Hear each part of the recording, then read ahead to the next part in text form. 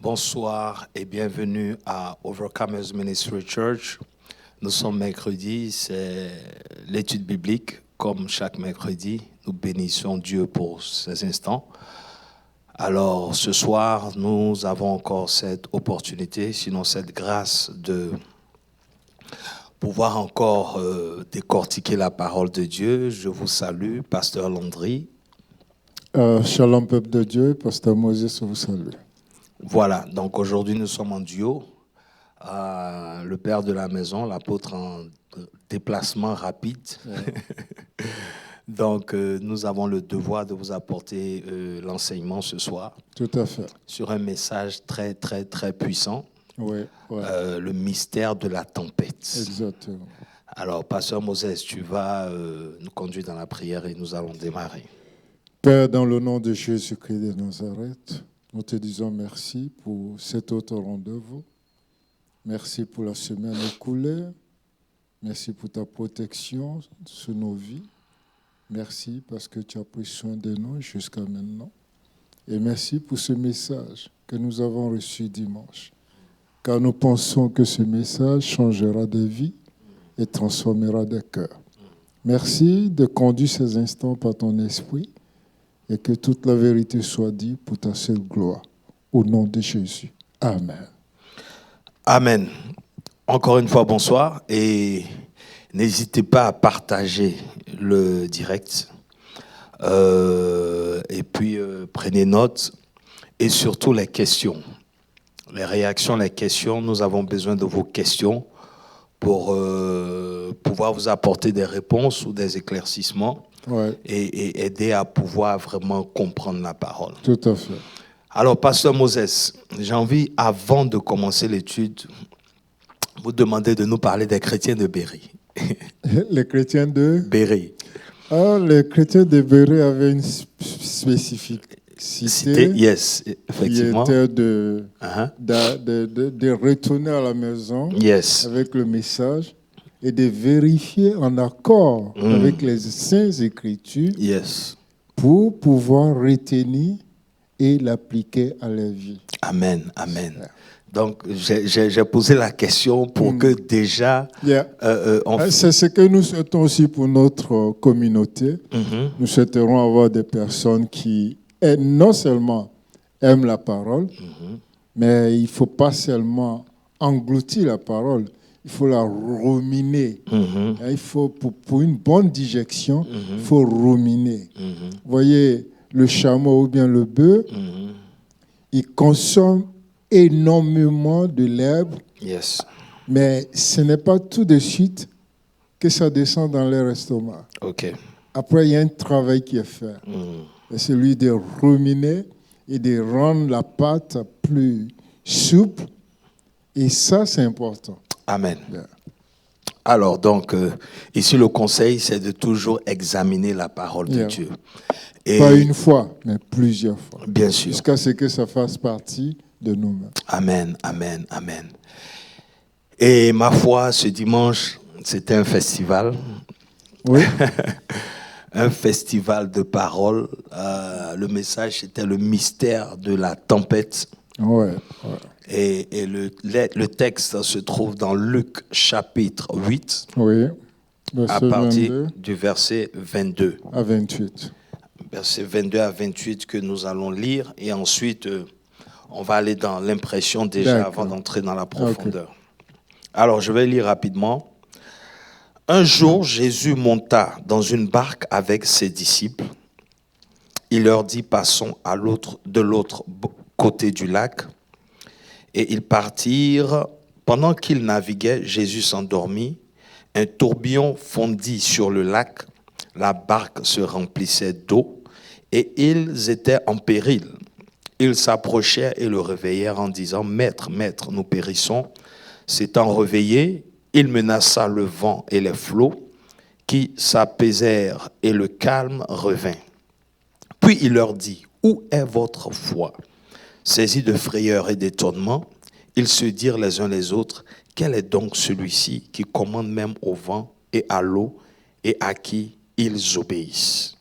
Alléluia.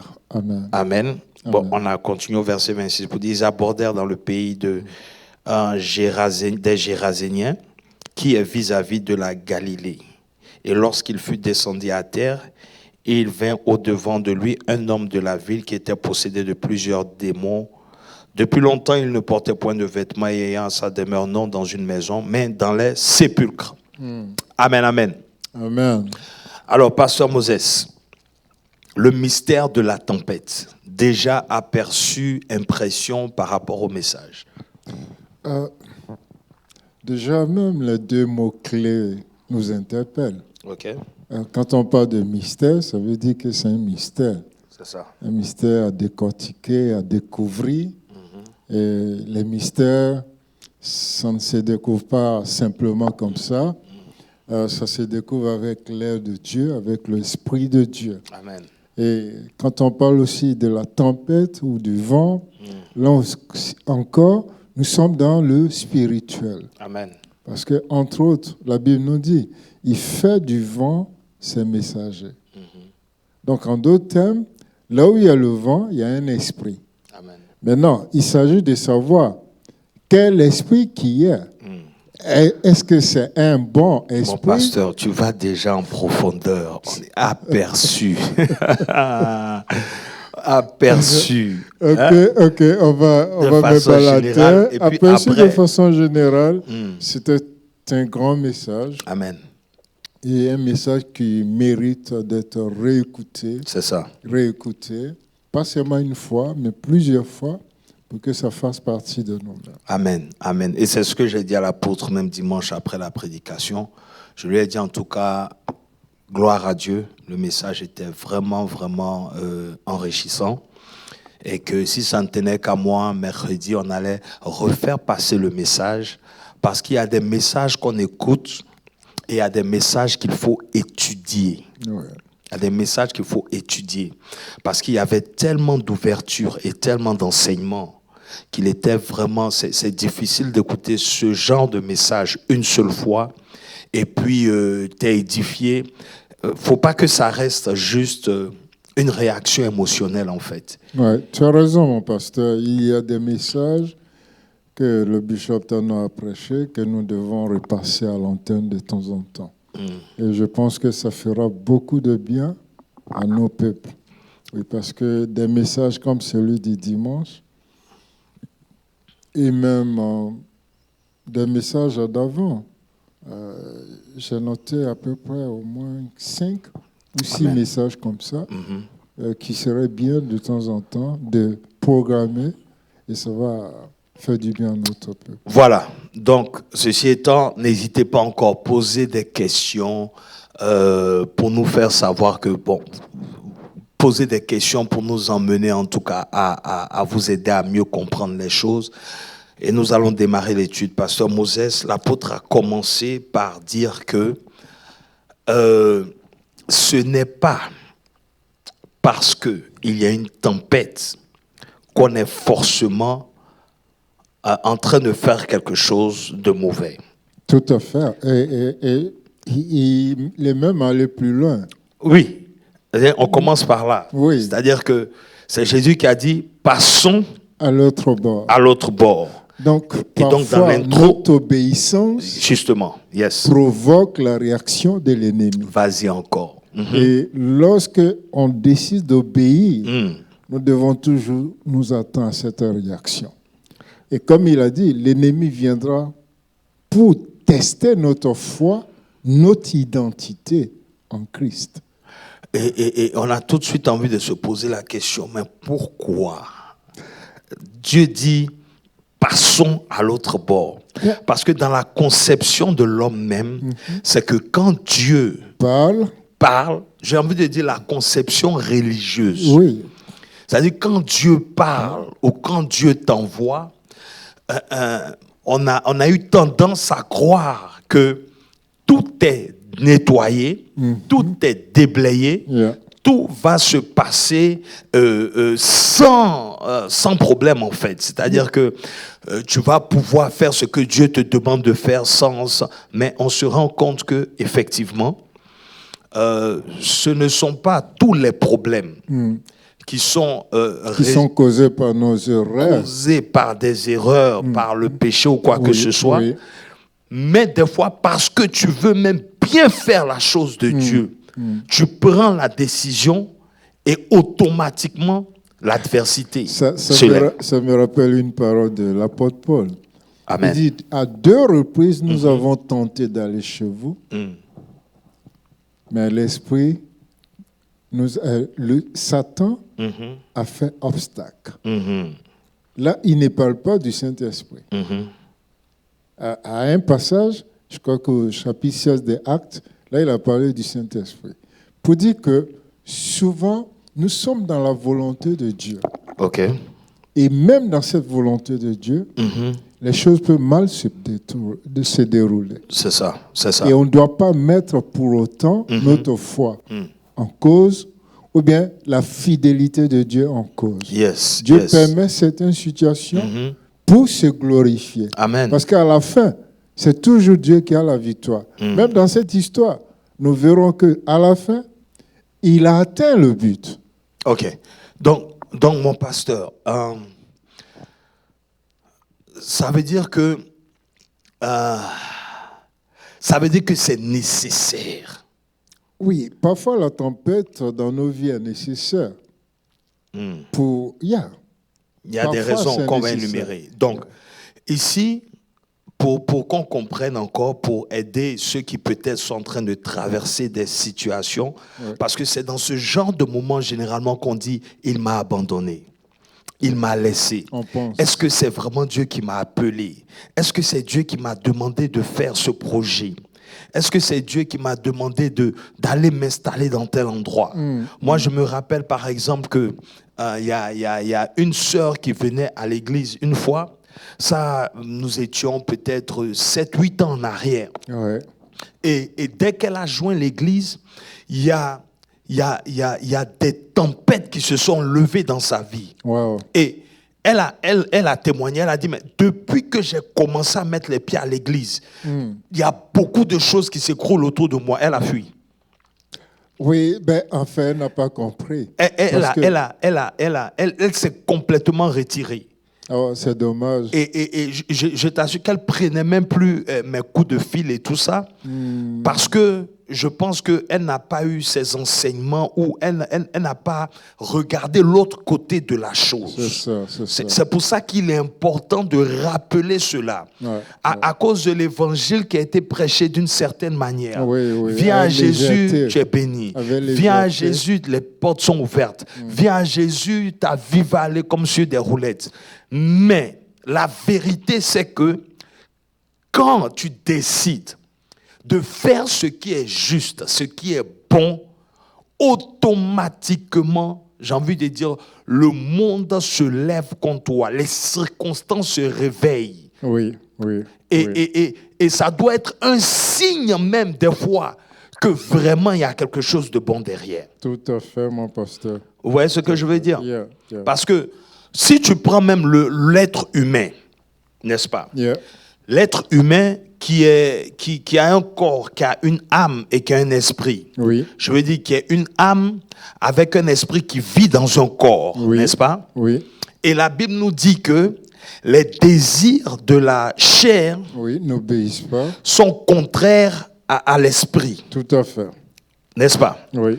Donc, ça veut dire que automatiquement, quand l'esprit veut reprendre sa position ou quand l'esprit veut se manifester, la chair réagit en fait.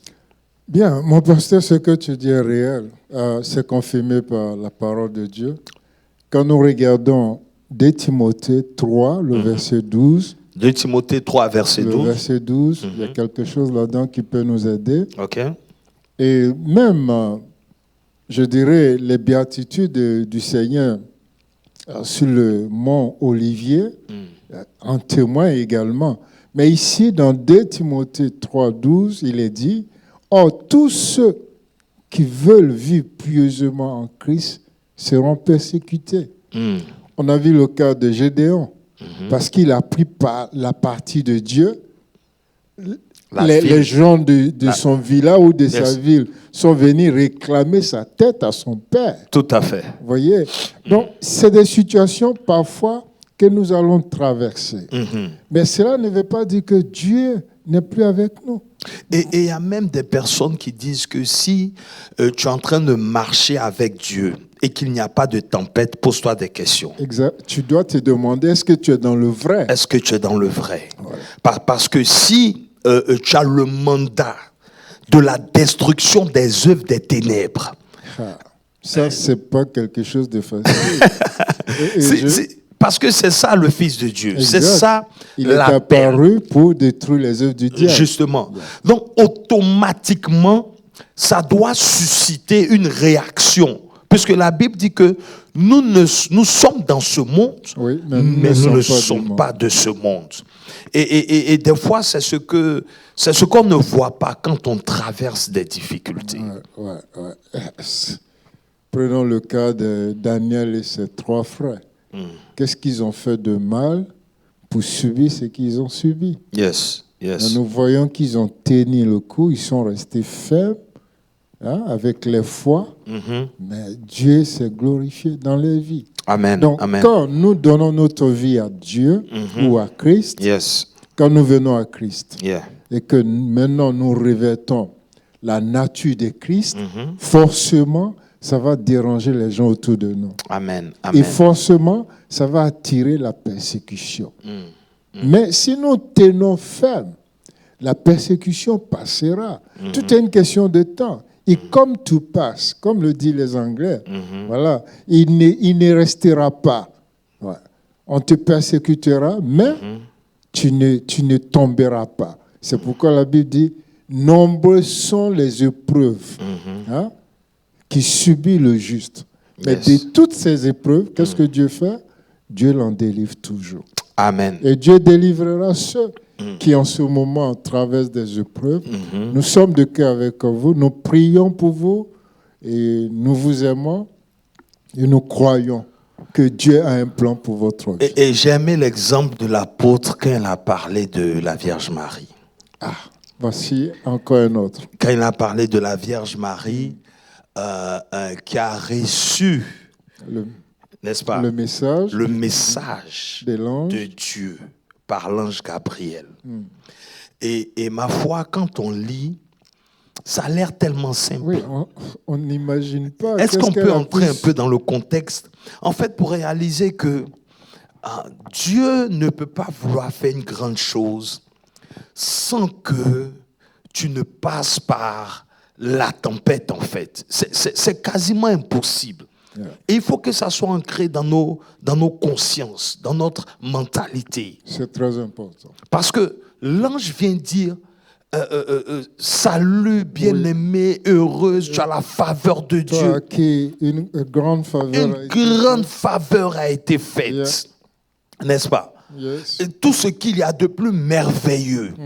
Mais voici que c'est mine de rien, une vierge qui se prépare au mariage et qui est supposée être enceinte par la vertu du Saint-Esprit.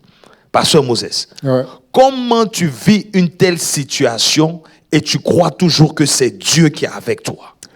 Oui, c'était en fait, j'imagine parfois ce qu'a pu traverser Marie. En Israël, une fille devait rester vierge jusqu'à sa nuit de noces. Alors, si pendant le fiançage, avant même que tu n'arrives chez ton mari, tu te trouves enceinte, là, il y a 2 choses à faire. Soit on t'est banni, tu es chassé, tu n'as plus le droit de revenir dans ce village-là. Ou, au pire des cas, tu seras lapidé à mort. Amen. Et c'est pour cela, la Bible nous dit, dans Matthieu 1, c'est là on voit la réaction de Joseph. La Bible nous dit en Matthieu 1, je crois, verset 20 à 21, où Joseph pensait rompre le mariage, mais de façon secrète. Parce qu'il ne pouvait pas admettre que Marie a pu faire ça. C'est ça. Mais je reviens à quelque chose d'important que l'ange lui a dit, qui est une clé ici. OK. L'ange Gabriel lui dit comme ça, il dit, ta parenté Élisabeth, voici 6 mois qu'elle est enceinte. Élisabeth a connu les mêmes choses. Parce que dans sa vieillesse, puisqu'elle a eu cette grossesse, elle était plus ou moins ridicule aux yeux des gens. Oui. Et la Bible dit, celle qu'on appelait la stérile est devenue enceinte. Amen. Donc, il y a des situations dans notre vie, bien que ça vienne de Dieu, mais ça peut amener une tempête. Amen, amen, amen. Donc, juste pour terminer sur ce volet, ce qu'on peut retenir, c'est que ce n'est pas tout ce qu'on traverse comme difficulté qui est forcément conséquence d'un acte mauvais de désobéissance et tout, mais des fois, quand on prend la décision, et le plus souvent, et l'exemple même le plus simple, décide de jeûner. Tu peux passer des jours à ne pas manger. Il n'y a pas de problème. Mais il suffit qu'on décrète le jeûne, ou bien que tu dises, aujourd'hui je vais jeûner. Ton corps réagit automatiquement. Ouais, ce que je veux dire. C'est-à-dire que la chair humaine, ou bien la nature, à cause du péché, est prédisposée à ce qui est mauvais. Exactement. À ce qui n'est pas bon. Exactement. Donc, une fois que tu veux aller contre courant, c'est normal que tu attires l'attention. Bon. Alors, maintenant, mon pasteur, on évolue dans le texte parce qu'il a pris le temps vraiment de décortiquer le texte. Et nous allons retourner dans Luc 8. N'hésitez pas, si vous avez des questions, bien sûr. Nous retournons dans Luc 8 à partir du verset 22. Nous passons maintenant au verset, parce que là, nous allons faire une étude. C'est pas thématique, n'est-ce pas? C'est scripturel. N'est-ce pas, mon docteur? C'est bien, c'est bien. OK. Ça me fait du bien. Luc 8, on continue, le verset 22. D'accord? Alors, 8, 22, voilà. Alors, ils partirent. Pendant qu'ils naviguaient, Jésus s'endormit. Un tourbillon fondit sur le lac.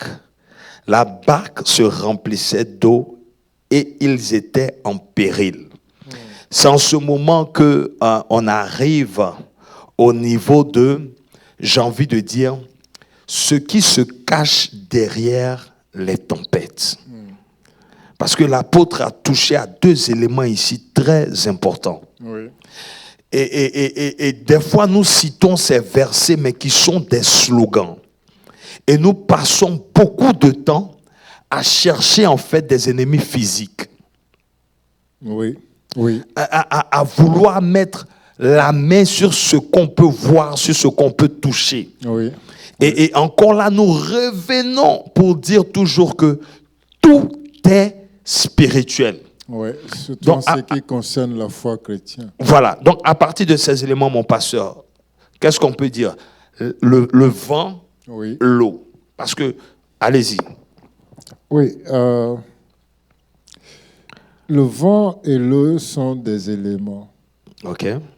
Et ici, c'est 2 éléments qui viennent contrecarrer une action ou une parole donnée par le Seigneur. OK. Mais avant de parler du vent et de l'eau, sinon la définition que le bishop a donnée est que le vent, c'est l'esprit, l'eau, c'est les circonstances de notre vie. Justement. Donc, on peut voir dans ce sens-là. Mais bien avant ça, je voudrais qu'on considère le fait que le Seigneur était dans la barque. Yes. Et le Seigneur s'est endormi. Yeah. Vas-y. Donne-nous le mystère. En fait, il est important pour nous de comprendre que le Seigneur, dans sa nature humaine, en tant que... Quand on dit Jésus... C'est capital, ça. C'est très important. C'est l'homme. Voilà. Donc, dans sa nature humaine, il arrivait aussi qu'il dorme. Donc Jésus, en tant qu'humain, Parce que c'est un côté qu'on ne considère pas trop. C'est-à-dire parce qu'on insiste sur le fait que Jésus soit Dieu, oui, mais on oublie aussi qu'en tant qu'être humain, oui, il avait toutes les prérogatives ou il avait tout ce qui fait qu'un homme est un homme. c'est ça. Donc en tant qu'être humain, il pouvait aussi dormir. Yeah. Voilà. Maintenant, le fait qu'il dormait n'empêchait pas qu'il soit Jésus. Vas-y. Vas-y. C'est vrai qu'il dormait, Yes. mais il demeure toujours le même. OK. OK. Et ça, c'est ce que les disciples n'ont pas compris. Mais tu es en train de... Vas-y, mon pasteur. Vas-y, mon pasteur. Bon. Non, ce que je veux dire, Oui. quelque part, c'est que, tu vois, ce n'est pas parce que on peut voir ton côté humain qu'on va négliger ta nature divine. Ta nature spirituelle. Ouais. Vous voyez ce que je veux dire? C'est ça. Parce que la réaction humaine ou l'action humaine, des fois, nous éloigne ou nous fait perdre, nous aveugle sur la dimension spirituelle aussi qui est là. Yeah. Et ça, et comme tu le dis si bien, si on nous ramène à notre personne, Yes. on doit comprendre qu'en tant que chrétien, nous avons deux natures. Et c'est pourquoi la Bible le dit, tu l'as cité au départ. Nous vivons dans le monde, mais nous ne sommes pas du monde. Donc physiquement, nous sommes dans le monde. Mais spirituellement, la Bible dit quoi? Nous sommes assis en Jésus-Christ. Dans les lieux élevés. Dans les lieux élevés. Yes. Donc, cela dit, si, malgré le fait que le Seigneur dormait, il avait tout son pouvoir. Yes. Il pouvait agir comme il voulait. Amen. Il pouvait dire ce qu'il voulait dire. Et même moi, le miracle ne m'a pas aussi étonné que la réaction des disciples. OK. Donc, mon pasteur, donc ici, avant, j'ai envie de dire la réaction. Yeah. Déjà, j'ai aimé quand il a... Parce qu'on a dit que le vent, on ne voit pas le vent. Oui. On subit que les effets du vent. Yeah. Donc c'est en fonction de ce que le vent provoque que nous, on réagit. C'est ça. Et donc, quand on voit les réactions, nous voulons nous attaquer aux réactions. Yeah. Vous voyez ce que je veux dire? Yeah. C'est-à-dire, nous nous attaquons, en quelque sorte, à ce que l'esprit utilise. Yeah. Mais nous ne nous attaquons pas à la source qui utilise. Produit la chose. Yeah. Vous voyez ce que je veux dire? Donc tu es des fois face à une personne qui est poussée, par un esprit, qui est utilisée par un esprit. Yeah. Et si tu fais pas de ça une connaissance, c'est-à-dire tu ne mets pas ça en conscience, tu vas te retrouver toujours en train de combattre là où il ne faut pas combattre. Les individus, les personnes. Tu vas te limiter à tout ce qui est physique. C'est ça. Et tu ne vas pas arriver à la source. Exactement. Et donc si, en ce moment-là, ils étaient juste là en train d'enlever que l'eau, parce que c'est ce qu'ils ont tenté. La manifestation, c'était l'eau. Donc imaginez-les en train de vider l'eau. Mais l'eau va continuer de venir parce que... plus ils enlevaient, plus la tempête devenait plus forte. Voilà. Donc, souvent dans nos vies, plus tu t'attaques à l'homme, à l'individu, plus ta situation s'amplifie. Parce que tu es en train d'agir charnellement. Exactement. Tu n'es pas en train d'agir spirituellement. Ça, alors que la source est spirituelle. Et comme tu agis charnellement, tu donnes la force à l'esprit contraire de prendre de l'ampleur. Exactement. Parce que tu es en train de faiblir en fait. Donc pour toi, tu es en train de faire des efforts physiques.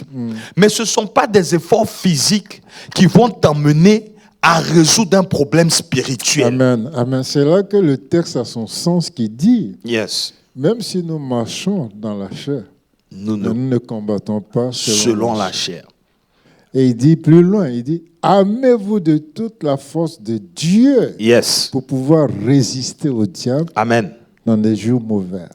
Donc ici encore, on revient toujours pour dire que la vie est spirituelle. Bon. Et là, Jésus ne s'adresse pas, comme on a dit, aux hommes. Il ne s'adresse pas à l'eau. Oui. Parce que c'est l'eau qui est dans la barque. Qui est dans la barque. C'est l'eau qui est dans la barque. C'est la cause du problème. Mais l'eau est dans la barque parce qu'il y a un vent qui a soufflé. Exactement. Donc, nous, ici, vraiment, il faut qu'on fasse attention parce que ça soit dans tes entreprises, que ça soit dans ton foyer, que ça soit dans ton ministère, ta vie de tous les jours, il y a des vents qui vont souffler. Amen, amen. Et ces vents-là, tu ne vas que subir les réactions, n'est-ce pas? Mais tu dois être conscient que, parce que tu es en mission, et pour donner un exemple encore pour finir sur ce chapitre, mon pasteur, Moïse naît. Un décret sort. On doit tuer tous les enfants mâles. Jésus vient. Un décret sort. On doit tuer tous les enfants. Vous comprenez ce que je veux dire? Bon, donc là, ils vont quelque part. Voici que les vents se lèvent. Donc automatiquement, on comprend que chaque fois que tu vas aller en mission, ou bien que tu es quelqu'un de mission, c'est normal que ta vie ne soit pas comme la vie de tout le monde. Amen. Parce que mon pasteur, vous savez, il y a des témoignages qu'on écoute où nous-mêmes, bon, c'est parce que nous ne voulons pas parler de nous-mêmes. Mais si, en tant que serviteur de Dieu, nous devons aller depuis la Genèse, grandissant, tout ce que nous avons traversé, nous comprenons plus tard. Mais en fait, c'était parce que Dieu avait déposé quelque chose qui dérangeait l'ennemi, en fait. Amen. Ça, tu l'as très bien, je dirais, dessiné. Et si vraiment nos frères et sœurs ont pris en considération tout ce que tu viens de dire, je pense que ça bénira plus d'une personne. Et Amen. Pour cela, je dis donc, il est important pour nous de comprendre que nous avons un côté spirituel et un côté physique. Dans ce monde, nous manifestons le physique, mais le spirituel domine le physique. Parce que tout ce que nous voyons est l'objet de ce qu'on ne voit pas. Amen. Une fois que tu as cette pensée en toi et que tu sais que ta source est en Dieu, toute parole qui sort de ta bouche ne partira pas sans avoir compris ce pourquoi tu les as dit. Et j'aime ce passage parce que ils auraient pu être dans la barque sans Jésus. Oui. Vous voyez ce que je veux dire? Mais lui-même, il est dans la barque. Et ça n'empêche pas que les vents se lèvent. C'est ça. C'est une des réalités. Et je crois que le bishop a mentionné ça. Bien sûr. C'est pas parce que Dieu est dans ton projet, c'est pas parce que Dieu est dans ton mariage, c'est pas parce que Dieu est dans ton commerce ou dans tes études, ou c'est pas parce que Dieu est avec toi en un mot qu'il n'y aura pas de tempête dans ta vie. Mais au contraire, c'est à cause de ça que... Ça même, ça suscite chez l'ennemi. Ça suscite chez l'ennemi je dirais des réactions négatives. Un homme de Dieu disait comme ça un jour, pour ceux qui viennent de la Côte d'Ivoire, ils comprendront. Ils disent que le match qui se joue sur la terre ici, c'est comme un match à SEC Africa. Alors, peut-être que tu es né dans une famille où on supporte l'Afrique, mais le jour où tu décides de jouer dans ASEC, alors là, tu deviens ennemi de ta propre famille. En d'autres termes, aussi longtemps que tu fais ce que le diable désire, tu n'as pas de problème. Mais dès l'instant où tu décides de faire le contraire, alors il va te persécuter.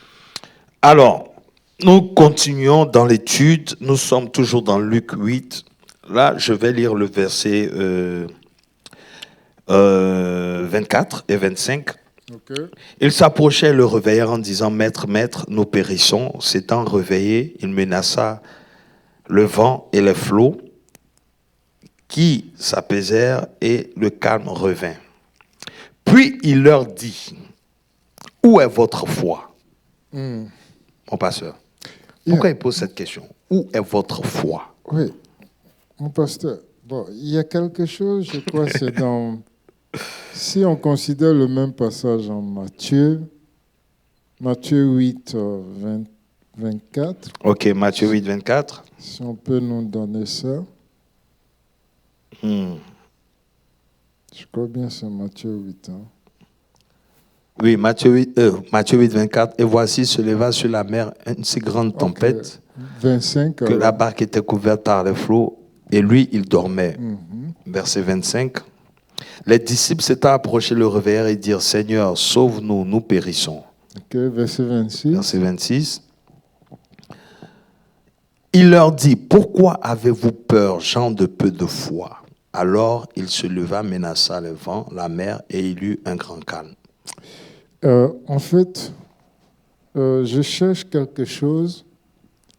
Vous savez, lorsque, je crois que c'est dans Marc, lorsque les disciples ont réveillé le Seigneur, ils ont dit Maître, un mot. Ne t'inquiètes-tu pas de ce que nous périssons? Nous périssons. Donc, voyez-vous, ils étaient tellement négatifs dans leur approche que vraiment, moi, ça m'a choqué.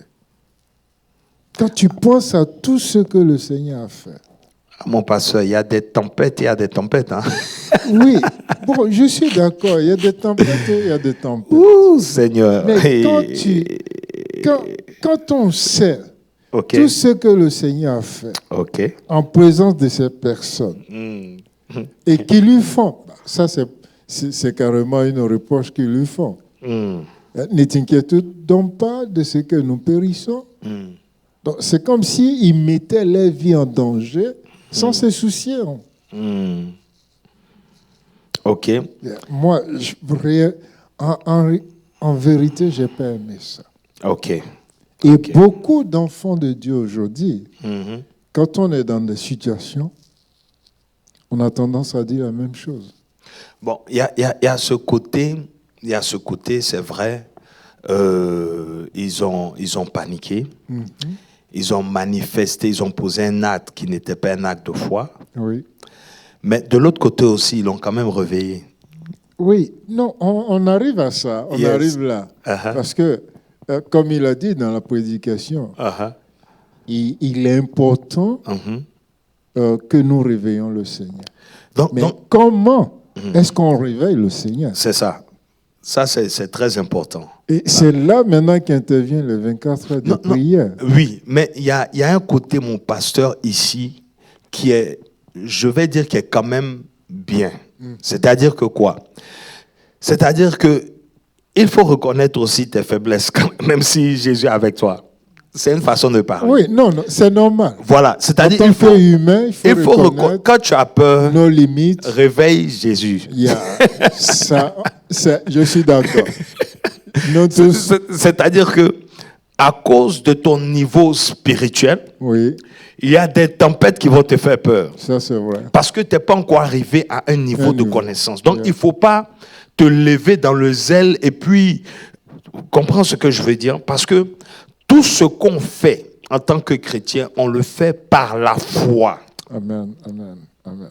Oui. Donc, ils avaient peur, ce qui n'est pas normal.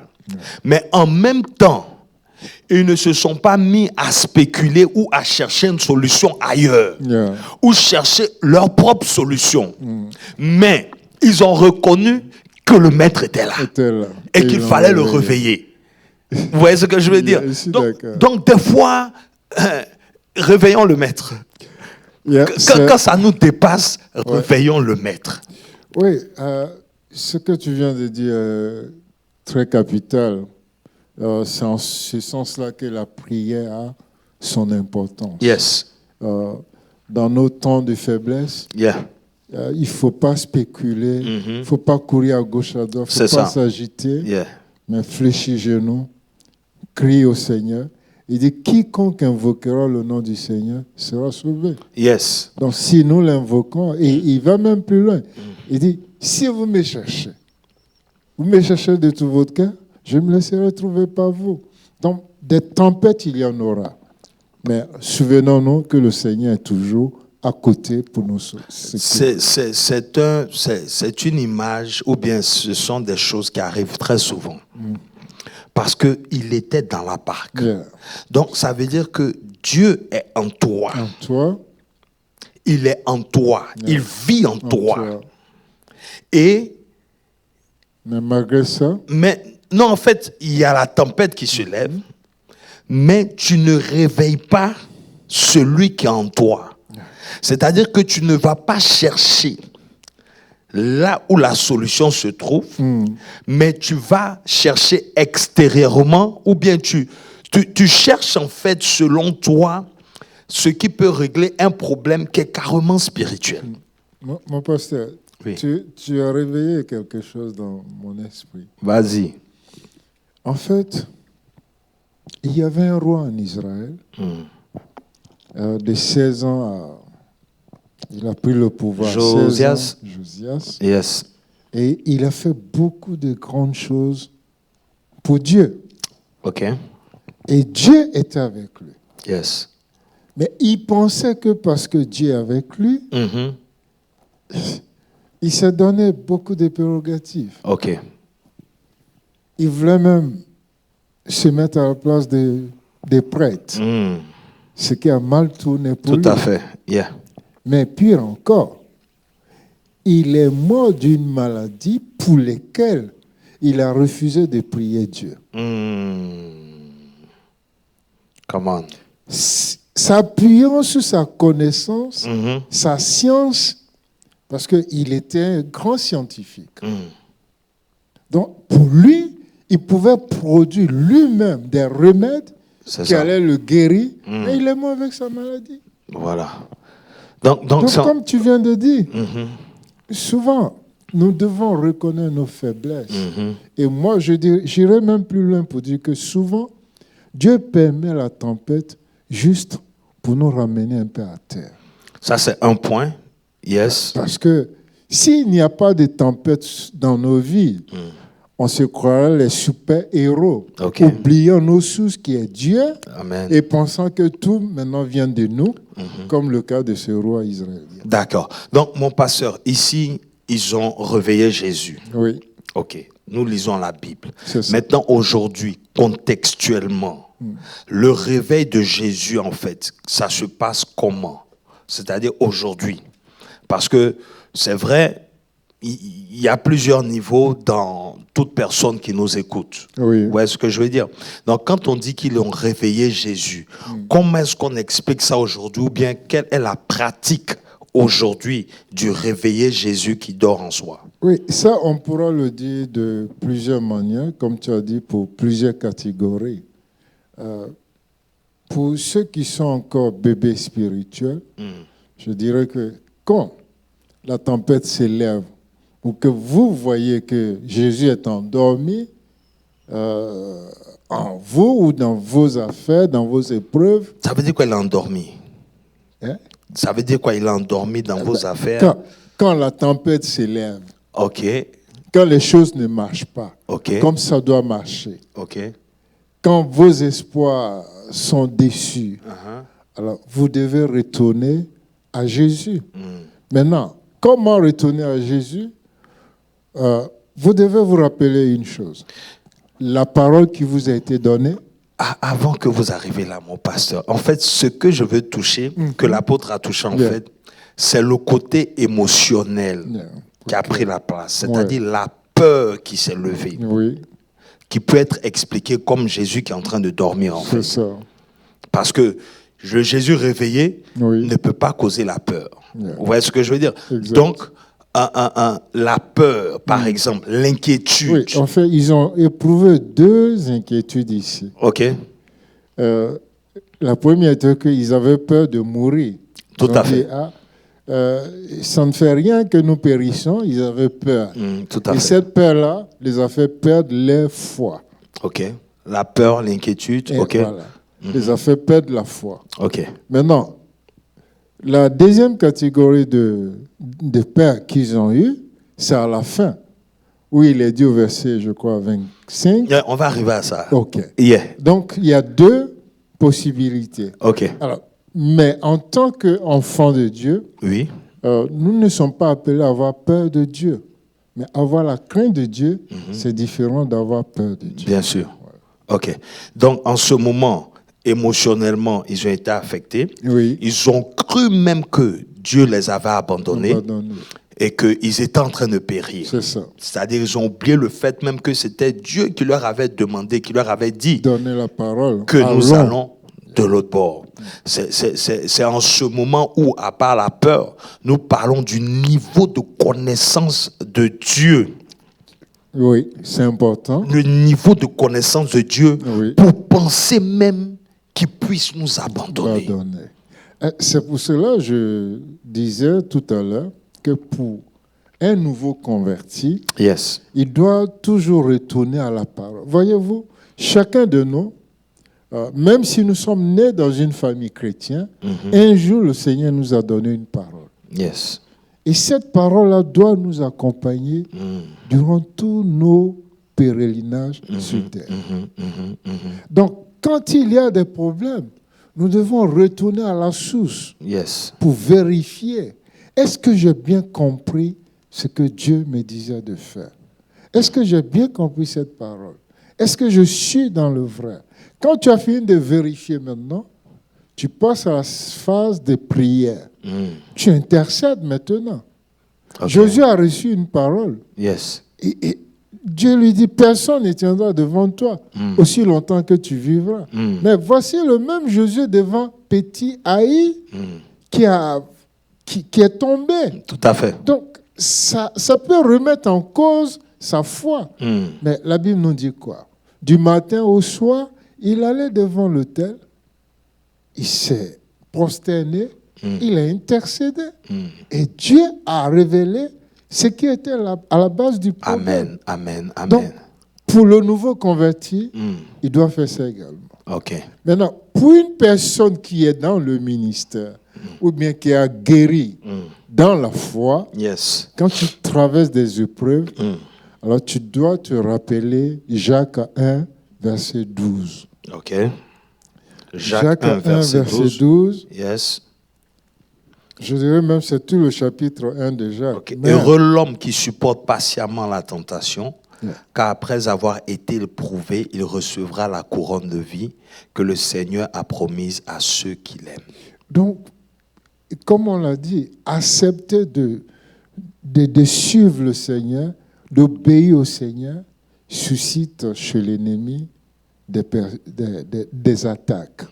Et ces attaques-là peuvent parfois nous faire perdre de vue la fidélité du Seigneur qui a dit « Je t'ai choisi, tu es à moi, et rien ne pourra changer ça. » Il dit « Dans le monde, vous aurez la persécution, mais soyez rassurés, car moi j'ai vaincu le monde. » Donc, quoi que nous traversons, quoi que nous vivons, Dieu a la solution. Amen. Et il ne nous abandonnera pas. Donc, c'est pour ça qu'il faut toujours retourner au message. À la parole. Il faut retourner à la parole. Parce que tu vas entendre beaucoup de choses. Ouais. Tu vas faire face à beaucoup de situations.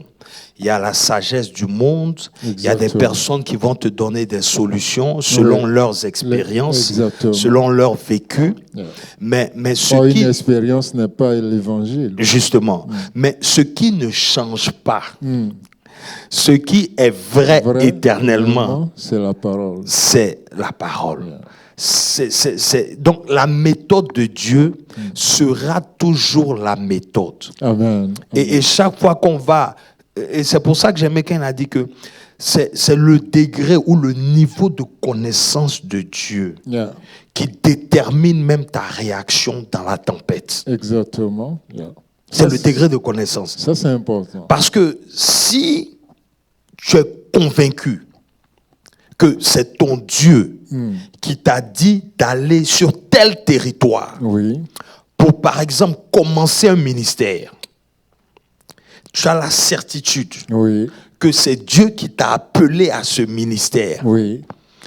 Mais, écoutez, mais il y aura des épreuves, c'est clair. Ça, c'est clair. Mais ce qui te maintient, ou ce qui permet à ce que, malgré la moquerie, malgré les tribulations, les blessures, où on pense même que tu es en train de perdre ton temps, tu es là, c'est quoi? C'est parce que tu connais ton Dieu. Amen, amen. Vous voyez ce que je veux dire? Tu sais que c'est Dieu qui t'a appelé. Et quand tu lis la Bible, mon pasteur, qui est-ce que Dieu a abandonné? Non, jamais, jamais. Qui est-ce que Dieu a abandonné? Jamais, il n'a jamais abandonné. Vous voyez ce que je veux dire?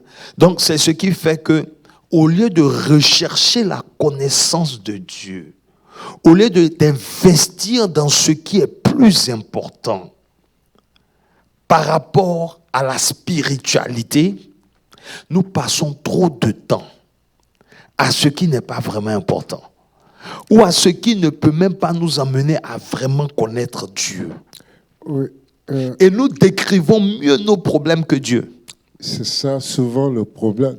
En fait, j'ai même envie de dire, nous faisons la prodada de notre problème. De nos problèmes. Amen. Que ce soit dans le cas de ce fou de Gadara, ou dans le cas de l'enfant éplétique qu'ils ont emmené aux disciples pendant que le Seigneur était sous la montagne. Oui. Nous voyons dans les deux cas que les parents ont plutôt exposé, ont plutôt mis leur argumentation sur le problème. Sur le problème, sur la situation. Sur comment l'esprit agissait sur l'enfant. C'est à croire qu'eux-mêmes, ils faisaient la publicité ou l'éloge de l'esprit qui tourmentait leur enfant. Or, pour le chrétien, ça ne doit pas être le cas. Amen. On doit refuser ça. Yes, Et je refuse ça au nom de Jésus. Au nom de Jésus. Je refuse ça. Au nom de Jésus. Nous Amen. ne devons pas... un homme de Dieu a dit comme ça un jour, il dit, il y a des cultes où très souvent, nous prononçons plus le nom de Satan que le nom du Seigneur. OK. Et ça, il y a des églises ou des communautés, j'ai envie de dire, quand vous les écoutez, vous voyez l'apologie des œuvres des l'apologie des œuvres des ténèbres que la puissance de Christ. Amen. Amen. Parce que ça, ce n'est pas normal et nous devons refuser ça. Quelle que soit la puissance de l'ennemi, il nous a donné un pouvoir au-dessus de cette puissance. Surtout que nous disons la foi vient de ce qu'on entend. Et ce qu'on entend vient de la parole de Dieu. Amen. La peur aussi vient de ce qu'on entend. Et un des problèmes que j'ai remarqué aujourd'hui, les gens ne lisent pas la Bible. OK. Les gens ne lisent pas la Bible.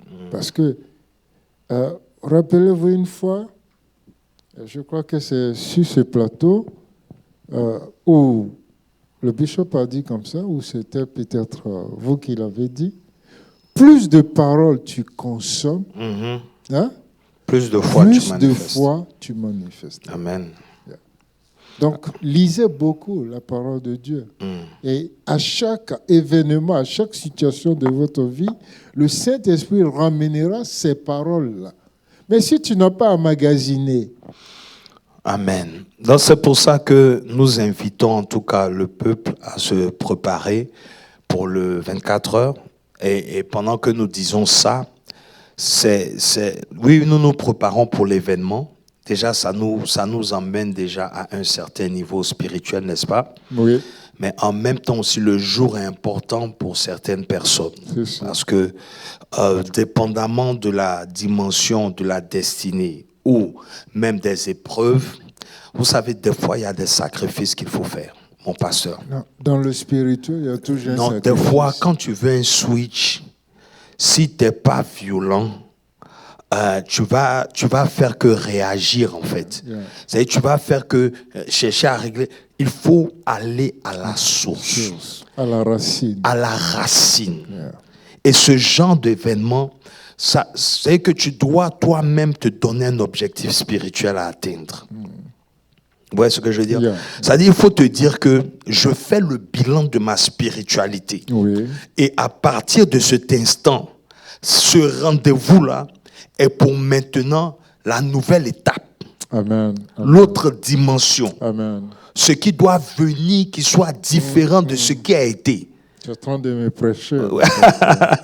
Vous comprenez un peu? Je vois des images. Hein? Donc, c'est tellement important qu'il faut que tous ceux qui nous entendent, prenez vos dispositions pendant les 24 hours que nous prions et préparez-vous pour ça. Ne venez pas en tant que vous seul, vous venez chercher quelque chose. Venez comme en mission. Exact. Pour votre famille. Amen. Amen. Vous voyez ce que je dis? Pour votre famille, votre entourage, pour vos entreprises, pour vos ambitions. Amen. En fait, il faut déjà se préparer pour ça comme ça. Moi, c'est dans le jeûne et prière. Il n'y a pas meilleur que jeûne et prière. Moi, je dis par exemple à des personnes à qui je parle comme ça que quand tu viens, si tu peux, emmène même les photos des gens de ta famille. En fait, ah Seigneur Jésus, il faut, c'est-à-dire emmène des photos des gens de ta famille, par exemple. Si tu connais quelqu'un qui est malade en Afrique ou que ce soit dans le monde, tu viens à un programme comme ça, écris les noms même des personnes de ta famille et viens prier. C'est important. Faut te considérer comme le canal, le sacrificateur de ta famille. Parce que tu veux voir des choses changer. Dans ta famille, dans ta ville, dans ton village. You have some expectation. Il faut vraiment avoir ça en esprit et pour que tu vois un changement, pour ne pas que ça soit une routine, une religion. Pendant que tu parlais, il y a cette pensée qui est venue à mon esprit. Nous voulons dire au peuple de Dieu, pendant ce temps de jeûne et prière que nous mettons à part pour préparer les 24 heures, le Seigneur vous donnera des messages. Amen. Ça pourrait être des visions, ça pourrait être des rêves, mais vous devez être en alerte. Amen. Et écrivez tout ce que vous verrez, que ce soit en songe, que ce soit tout ce qui se passera dans vos têtes. Prenez un bout de papier, écrivez-le. Et ça va vous servir. Amen. Parce que Dieu, avec Dieu, le rendez-vous n'est jamais vain. Amen. Voilà. Si il a décrété ce temps de jeûne et prière, c'est pour atteindre un objectif. Voilà. Et cet objectif sera atteint au nom de Jésus. Amen. Amen. Donc, si vous voulez aider à la mission, vous voulez aider à l'activité, n'hésitez pas. La contribution, c'est quoi? $100. Exact. Vous pouvez donner plus, voilà, selon que Dieu vous a mis à cœur. Et puis, symboliquement, vous allez recevoir un t-shirt par rapport à l'événement. C'est au moins $100. Amen. Vous n'êtes pas obligé de donner $100. Donc, nous avons des numéros qui sont là sur l'écran que vous pouvez contribuer, même si vous êtes à distance, que vous soyez à New York, au Connecticut ou bien à Atlanta et que vous ne pouvez pas être là. C'est une manière aussi de faire partie, de semer par rapport à cette grande activité. Et je suis sûr que Dieu se souviendra toujours. Et ça, la Bible dit, hein, si vous ne pouvez pas aller, votre argent peut au moins y aller. Amen. Et partout où on parlera de l'évangile, on parlera aussi de vous. Voilà. Le dernier verset, c'est sur ça que nous allons conclure. Oui. Ils furent saisis d'une grande frayeur. Je suis dans Marc 4, le verset 41. Ils furent saisis d'une grande frayeur. Ils avaient peur. Maintenant, ils sont arrivés à la grande frayeur. Et ils se dirent les uns aux autres, quel est donc celui-ci? Qui est celui-là à qui obéissent même le vent et la mer? Mon pasteur, on conclut là. Nous servons un Dieu qui a tout pouvoir. Yes. Et devant qui rien ne peut résister. Amen. C'est ce Dieu-là que nous servons. Amen. Alors, si tu as la foi et que ta foi est à l'épreuve, je t'invite à te lever et déclarer au nom de Jésus-Christ et la tempête de ta vie aussi s'arrêtera. Et surtout, n'oublie pas, l'eau peut s'agiter, la vague peut monter, mais derrière cette eau, il y a un esprit. Amen. C'est à l'esprit qu'il faut attaquer, non à l'individu. Amen. Que Dieu vous bénisse. Amen. Je bénis Dieu pour cette étude, je bénis Dieu pour le message. Je vous encourage encore à aller écouter parce que cette conclusion est très capitale. C'est un verset même à mémoriser. C'est un verset très capital. Marc 4, 41. C'est-à-dire qu'au lieu d'avoir la crainte de Dieu, ils avaient la crainte de la circonstance. Exact. Et donc maintenant, par ce que Dieu a fait, la crainte ils ont eu maintenant la crainte. En fait, on ne veut pas prêcher. Je me demandais, est-ce qu'ils connaissaient le Seigneur? Mais c'est pour ça qu'on a touché. Justement, c'est pour ça qu'on a touché le côté connaissance de Dieu. Il se pose des questions, mais qui est celui-ci? Parce que ce sont des pécheurs, ils connaissent l'eau, ils sont habitués aux tempêtes. Ils ont vu quelque chose qu'ils n'ont jamais vu. Et donc là, après ce miracle-là, ils se sont rendus compte que, mais en fait, la personne qui dormait avec nous, c'était pas n'importe qui.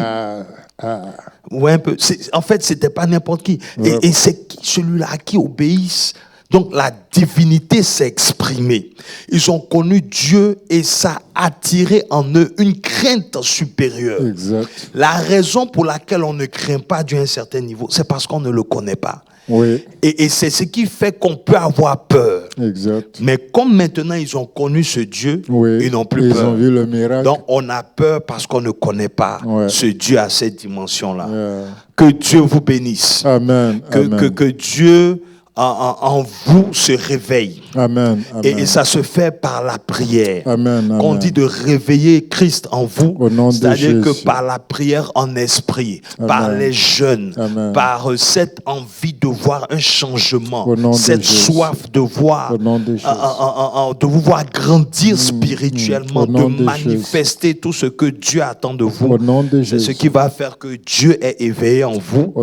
Et je pense qu'il n'y a aucune montagne, il n'y a aucune situation, il n'y a aucun problème qui puisse nous faire trembler. Et en cela, nous accomplirons de grands exploits pour la gloire de notre Dieu. Il dit, ceux du peuple qui connaîtront le Dieu feront des exploits. Amen. Que Dieu vous bénisse. Amen. Bonne semaine et on se voit vendredi pour la prière et dimanche pour le culte. Soyez bénis. Bye bye.